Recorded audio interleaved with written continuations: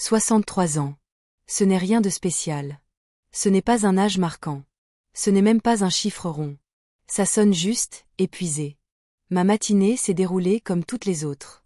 Un café noir, une grille de mots croisés, le léger grincement de la balançoire sous moi, et cette pelouse devant moi qui refuse obstinément de rester verte, malgré tous mes efforts d'arrosage. Tout était paisible, familier. Une solitude devenue presque réconfortante depuis qu'Ezra a cessé de m'adresser la parole. Puis, quelqu'un a frappé. Ce n'était pas le coup rapide du facteur, ni l'empressement du gamin d'à accent grave côté qui vend des tickets. Non. Un seul coup. Et ensuite, le bruit de pas qui s'éloignent. J'ai ouvert. Sur le pas de la porte, une boîte en papier craft, banale, soigneusement fermée avec un ruban bleu clair noué au centre. Je n'ai eu aucun doute sur l'écriture. Cela faisait 3 ans que je ne l'avais pas vue, mais j'aurais reconnu cette écriture entre mille. Ezra écrivait avec une précision d'architecte, droite, nette, sans fioriture, toujours au stylo bleu. Je n'ai pas ouvert tout de suite. Je suis resté debout, pieds nus sur le paillasson, fixant les lettres parfaitement alignées de mon nom. Marlene Greaves. Je l'ai murmuré, comme si prononcé à voix basse, il pourrait avoir une autre signification venant de lui. De retour à l'intérieur, j'ai posé le paquet sur la table de la cuisine. Mon café était devenu froid. Je l'ai réchauffé. Puis je me suis assise, les mains croisées sur les genoux, comme si j'attendais un signal. 3 ans sans un mot. Pas même une carte pendant ma pneumonie. Rien quand ma sœur est morte. Et maintenant, ce colis. Finalement, la curiosité a pris le dessus. Sous le papier craft se trouvait une boîte blanche. Et à l'intérieur, soigneusement enveloppés dans du papier de soie, comme s'ils étaient précieux, reposaient des biscuits. Des dizaines. Chacun décoré à la main, unique, des fleurs bleues, des feuilles dorées, des étoiles saupoudrées de sucre. Ezra. Ezra n'avait jamais touché une spatule de sa vie. Aucune lettre. Juste une petite carte, collée sous le couvercle. Joyeux anniversaire, maman. Henry commence. Je l'ai serrée entre mes doigts, comme si elle allait s'évanouir si je clignais des yeux. Ma gorge se serra. Pas vraiment une boule, juste cette douce douleur qui s'insinue quand on veut que quelque chose soit vrai. Mais ne vous y fiez pas encore. Je ne les ai pas mangés. J'en avais envie, mais je ne l'ai pas fait. Peut-être était-ce de la fierté. Peut-être de la peur. Ou peut-être était-ce quelque chose de plus discret, quelque chose que je ne pouvais nommer, mais que je ne voulais pas ignorer. J'ai glissé un biscuit dans un petit tupperware, je l'ai fermé et placé au réfrigérateur. J'ai remballé le reste soigneusement. Ruth Langford habitait à seulement 15 minutes. La belle-mère d'Ezra. Elle avait toujours été gentille avec moi, surtout quand Ezra s'éloignait. Je me suis dit que si quelqu'un méritait une douceur, c'était bien elle, et il me semblait plus facile de les offrir que de me demander ce qu'elle signifiait. Cet après-midi-là, je suis allée en voiture. Le soleil était suffisamment bas pour projeter sa douce lumière orange sur les arbres, et ses carillons avançaient déjà. Je lui ai tendu la boîte avec un sourire qui balayait ses protestations. Plus tard, à la maison, je restais sur le pas de la porte à contempler l'espace vide sur la table où se trouvait le paquet, et j'essayais de ne pas me sentir soulagée de l'avoir perdu. Le lendemain matin, alors que je me servais du café, le téléphone a sonné. J'étais à mi-chemin de ma 2e tasse de café quand la sonnerie a retenti. La sonnerie m'a fait sursauter. Ça faisait longtemps que personne n'avait appelé aussitôt, et encore plus longtemps que ce numéro n'était apparu sur l'écran. Ezra. Je n'ai pas répondu tout de suite. Ma main est restée au-dessus du téléphone, comme si elle allait me brûler. L'appel a vibré une fois de plus avant que je ne décroche. Bonjour. Salut, maman. Sa voix, douce et décontractée, s'est glissée dans la ligne comme si de rien n'était. Comme si 3 ans de silence ne s'étaient pas déposés entre nous comme un sédiment. Joyeux anniversaire. Un peu tard, je sais, Ezra. Je me suis assise lentement, serrant la tasse à 2 mains. J'ai bien reçu ton colis. Ouais. Un léger rire. Je n'étais pas sûre que tu l'ouvrirais. Je n'étais pas sûre que tu l'ouvrirais honnêtement. Je l'ai fait. C'était inattendu. Il y eut un moment de silence. Puis il demanda d'un ton un peu trop désinvolte.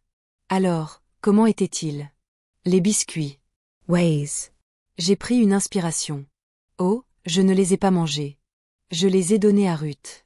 La ligne est devenue silencieuse. J'ai éloigné le téléphone de mon oreille pour vérifier si la communication avait été coupée.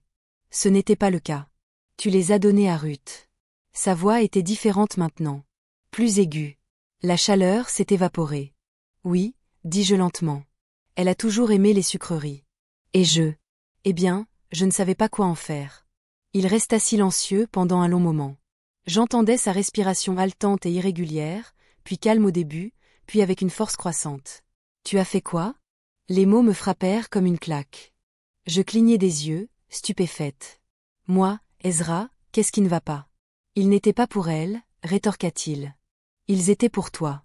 Seulement pour toi. » Sa voix se brisa, non pas de tristesse, mais d'autre chose. De la frustration, peut-être même de la panique. Je n'en savais rien. Je restais figée, le café refroidissant dans mes mains. Je ne savais pas que j'avais dit ça d'une voix toute petite. Exact. Bien sûr que non. L'amertume me transperça, épaisse et étouffante. On ne le fait jamais. Il raccrocha avant que je puisse ajouter quoi que ce soit. La tonalité bourdonna dans mon oreille. Je reposai lentement le téléphone, les yeux rivés sur le comptoir. Mon cœur battait fort, pas vite, mais profondément, comme s'il voulait être entendu. Seulement toi. C'est ce qu'il avait dit. Je me levai, me dirigeai vers le réfrigérateur et l'ouvris. Le petit contenant était toujours là, un biscuit parfait, intact. Je refermai le réfrigérateur et m'appuyai contre le comptoir, soudain glacé. C'est alors que l'autre téléphone sonna, la ligne fixe du couloir. Presque plus personne ne l'utilisait. Je m'avançai, la peur me gagnait déjà. La ligne fixe grésilla quand je décrochai, comme si le récepteur avait oublié comment porter une voix. Marlène, c'était la femme de Leia Ezra. Oui. Sa voix était tendue, cassante. C'est Ruth. Elle est à l'hôpital. Je me suis assis sans le vouloir. Que s'est-il passé?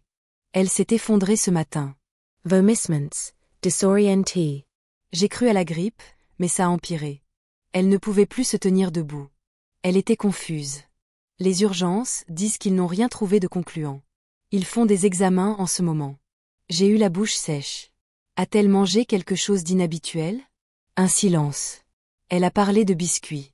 Elle a dit que tu les avais apportés. Je l'ai fait. Je lui ai donné la boîte qu'Ezra m'avait envoyée. Leia ne parlait pas. J'entendais les bruits de l'hôpital en arrière-plan. Les moniteurs, les talons sur le carrelage, un chariot qui grinçait dans un couloir. Tu crois qu'ils ont pu la rendre malade? A-t-elle finalement demandé. J'ai dégluti. Je ne sais pas. Je n'en avais pas besoin. Un autre silence. Si tu penses à quoi que ce soit, tu me le diras. Oui, ai-je murmuré. Bien sûr. Nous avons raccroché et je suis resté assis là, dans la pénombre, à fixer le mur. Le soleil de l'après-midi s'était éteint, laissant le salon dans une brume terne. Je n'ai pas allumé la lumière. Je suis resté immobile pendant un long moment. Plus tard, après la tombée de la nuit, je suis entré dans la cuisine avec l'instinct désordonné de quelqu'un en quête d'ordre. J'ai commencé à nettoyer, à essuyer les surfaces, à plier les serviettes inutiles. J'ai ouvert la poubelle pour la vider et j'ai vu quelque chose au fond. Une petite bouteille en plastique transparent, comme celle que l'on trouve dans les vitamines. Pas d'étiquette, juste un léger anneau de poudre blanche accroché à la paroi intérieure. Je l'ai ramassée et l'ai retournée entre mes mains. Ce n'était pas la mienne. Je ne l'avais jamais vue auparavant. Le bouchon était toujours vissé. J'ai ouvert le réfrigérateur. Le biscuit était toujours là, rangé dans sa petite boîte, comme s'il attendait ce moment. Mes mains tremblaient en le sortant. Je ne me souvenais même plus pourquoi je l'avais gardé. Une douceur pour plus tard. Un petit geste de gentillesse pour moi-même. Maintenant, je ne pouvais plus le regarder sans avoir la nausée. J'emportai le biscuit et la bouteille vide dans le bureau et les posai sur le bureau. La lumière de la lampe faisait scintiller légèrement les cristaux de sucre. Je m'assis et joignis les mains, les fixant comme s'ils allaient cligner des yeux. Étais-je la cible? Était-ce pour moi? Les questions étaient là, trop lourdes pour être abordées.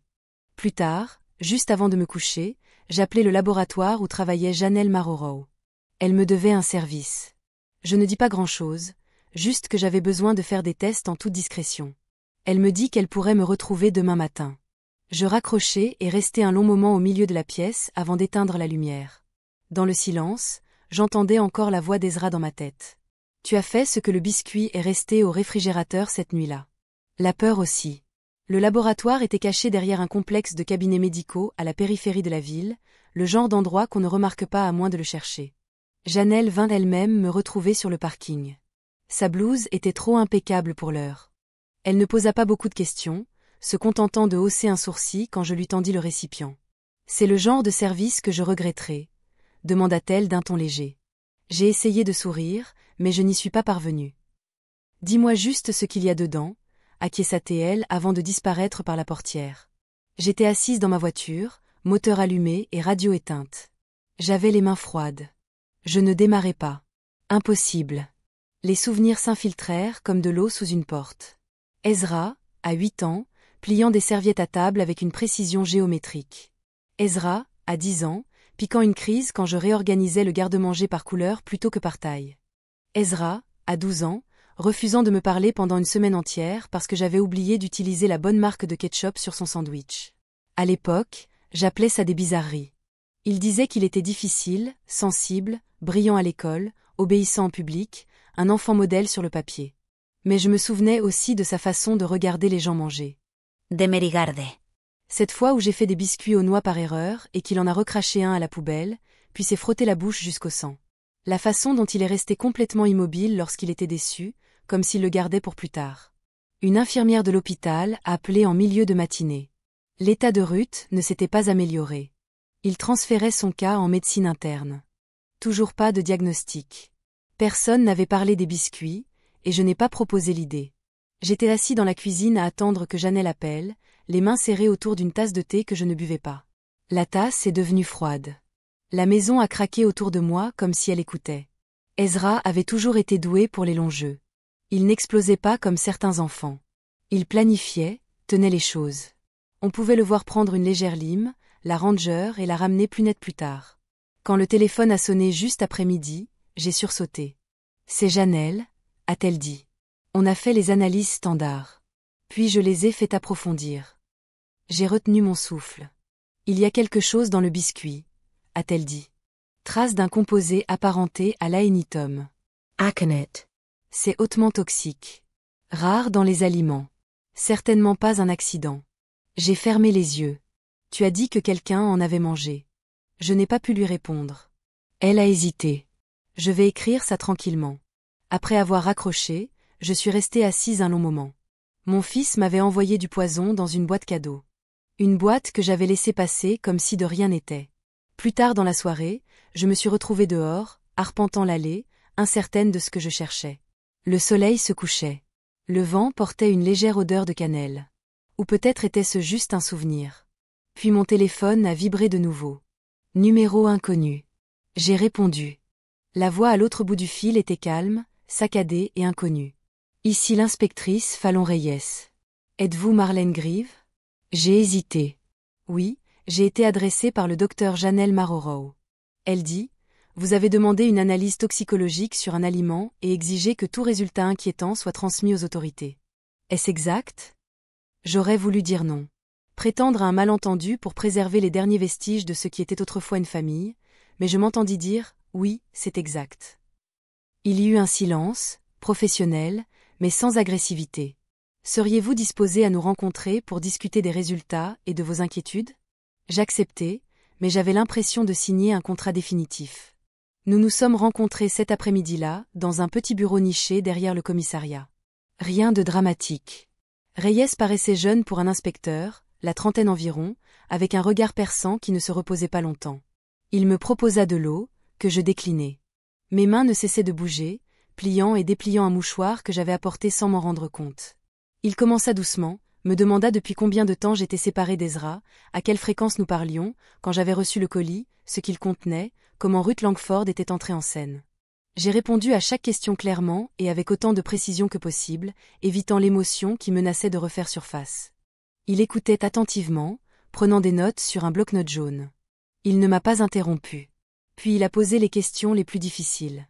Croyez-vous que votre fils voulait vous faire du mal? J'ai regardé mes mains. Je ne veux pas y croire, ai-je dit. Mais le biscuit était empoisonné. Ruth ne l'a pas fait cuire. Je ne l'ai pas fait cuire. Il l'a envoyé. Et la bouteille que tu as trouvée dans la poubelle, ce n'était pas la mienne. Le timing était parfait. Une raison pour laquelle il voudrait te faire du mal? Des motivations financières? Des tensions familiales? J'ai tressailli. Il m'en veut. Depuis toujours, je crois. Il me reproche des choses que je ne pouvais pas réparer. Reyes hocha légèrement la tête, mais je vis le doute flotter entre ses yeux. Tout ce que j'avais, c'était un biscuit empoisonné et un pressentiment. Pas d'empreinte digitale, pas de témoin, pas d'aveu. Il se pencha en avant. Serais-tu prêt à soumettre le biscuit et la bouteille comme preuve? Ouvrons une enquête formelle. J'ai hésité. J'avais l'impression d'une trahison, même si je savais que ce n'était pas le cas. Même si Ezra avait agi le premier. Oui, ai-je dit enfin. S'il y a une chance qu'il ait déjà fait ça ou qu'il recommence, je ne peux pas l'ignorer. Il hocha la tête et se leva, signalant la fin de la réunion. Nous enregistrerons les éléments et vous tiendrons informés. Si quelque chose change, s'il vous plaît, appelez-moi directement. En sortant de la gare, le ciel commençait à s'assombrir. Je montai dans ma voiture, verrouillai les portes par habitude et m'assis, les mains sur le volant. Ce n'était pas vraiment de la culpabilité. C'était quelque chose de plus ancien, de plus profond. La certitude que la maternité ne s'arrêtait pas simplement parce que l'enfant avait changé. La partie de moi qui avait autrefois préparé les repas d'Ezra restait maintenant silencieuse et abasourdie, essayant de comprendre comment le garçon que j'avais élevé était devenu l'homme qui m'avait envoyé une boîte de poison enveloppée dans un ruban. Cette nuit-là, je ne dormis pas. J'avais laissé la lumière du couloir allumée. Chaque ruisseau de la maison me forçait à m'asseoir et à écouter. Au matin, j'avais décidé.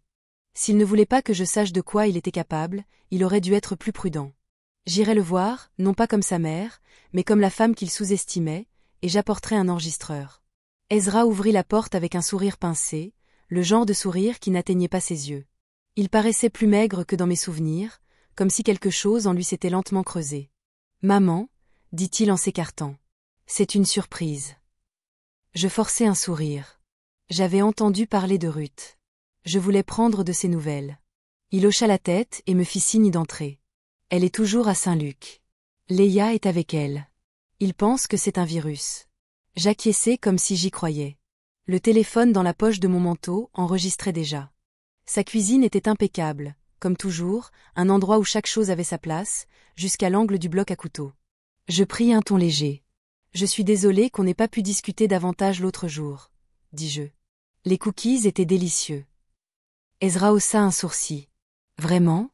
J'ai observé son visage. Je n'y ai pas goûté, en fait. Ruth était ravie. Elle a dit que celle en forme d'étoile était sa préférée. Elle était là, le scintillement. À peine une pause, mais suffisante. Ses yeux se sont plissés une seconde, et sa voix s'est adoucie. Ruth a choisi les étoiles. Je n'avais pas dit quelle forme elle mangeait, seulement qu'elle en aimait une. Oui, ai-je dit lentement. Elle en a parlé. Il s'est tourné vers l'évier, rinçant un verre qui n'avait pas besoin d'être lavé. Elle aimait toujours ce qui était joli. Toujours plus préoccupée par l'esthétique que par ce qu'il y avait en dessous. Je l'ai observé. Tu ne m'as jamais dit que tu avais commencé à faire de la pâtisserie. Il a ri, mais ça sonnait bizarre. Nouveau passe-temps. Un bon moyen de se détendre. Où as-tu appris à utiliser l'aconite? Il s'est figé. Pas visiblement, pas dramatiquement. Mais quelque chose a changé dans sa colonne vertébrale. Une immobilité qui m'a indiqué qu'il réfléchissait à sa réaction. Je ne sais pas ce que c'est, a-t-il dit trop vite. Le docteur Marrorow, oui. Il a fait tourner le verre toujours dans sa main. Tu es allé voir Janelle. Elle a fait le test. C'était dans le biscuit. Ezra, je ne sais pas ce que tu penses faire, dit-il en posant le verre avec précaution. Mais des accusations comme ça finit mal, surtout sans preuve. Je pense que tu m'en as déjà assez dit, dis-je doucement. Tu as fait une erreur. Il me fixa longuement. Son visage resta immobile, mais quelque chose dans ses yeux, oui.